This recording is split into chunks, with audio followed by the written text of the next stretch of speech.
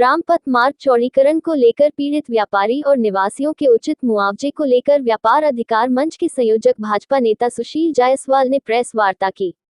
इस दौरान उन्होंने कहा कि मार्ग चौड़ीकरण के अंतर्गत पीड़ित व्यापारी एवं निवासियों को लगातार मुआवजे को लेकर भरमाने का कार्य जिला प्रशासन कर रहा है, साथ ही खंडों खंडों में बांटने का कार्य करते हुए आपस में भी बांटने का कार्य कर रहा है। यही कारण है कि आम पीड़ित एक न होकर अपनी अपनी बारी का इंतजार कर रहे हैं। यह चौड़ीकरण सौंदर्यीकरण केवल रामपथ ही नहीं, अपितु पूरे अयोध्या नगर के समस्त चौराहों और प्रमुख सड़कों पर होना है। अतः हम सबको एक होकर समस्या का निदान सामूहिक रूप से निकालना होगा।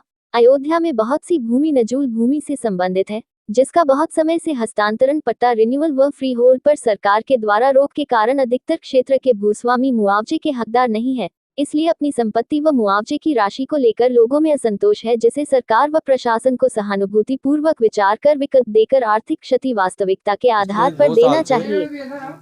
श्री राम जन्मभूमि क्षेत्र का नगर का विकास और सौंदर्यीकरण हो रहा है, चौड़ीकरण हो रहा है। इस चौड़ीकरण को लेकर 2-2.5 साल से लगातार भ्रम की स्थिति व्यापारियों और आम जनता के बीच में फैली हुई है।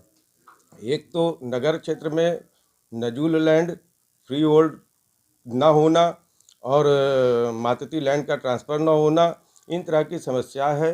अगर इस तरह की समस्या है केवल फैजाबाद, प्रयागराज और आगरा जैसे शहरों में है, तो इनको समाधान प्रदेश सरकार को देना चाहिए और कैसे ज़्यादा से ज़्यादा मुआवजा, क्योंकि वो सरकार कहती, प्रशासन कहता है कि जो भी सरकारी भूमि है उस पर, जबकि हम सारी चीज़ों को देते आए, हमारे नाम दर्ज है, सारी चीज़ें हैं, तो उसके बावजूद आप मुआवजा नहीं दे रहे हो, कह रहे हो सरकार की भूमि है, मुआवजा नहीं देंगे। तो प्रशासन को चाहिए कि जिसका 50 लाख, 40 लाख, 60 लाख रुपए की कीमत का सामान, 1 करोड़ रुपए की कीमत का सामान जा रहा है, अगर ख़त्म हो रहा है तो उसको ज़्यादा से ज़्यादा वो मुआवजा दे, जिससे उसके चेहरे पे जो पीड़ा है वो कम से कम हो सके।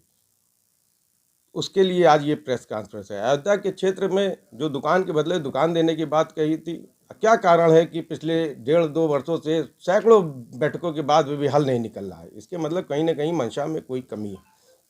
प्रशासन भरमाने का काम करता है, क्षेत्र में बांटने का काम कर रहा है, जबकि चौड़ीकरण सारे क्षेत्र में होना है।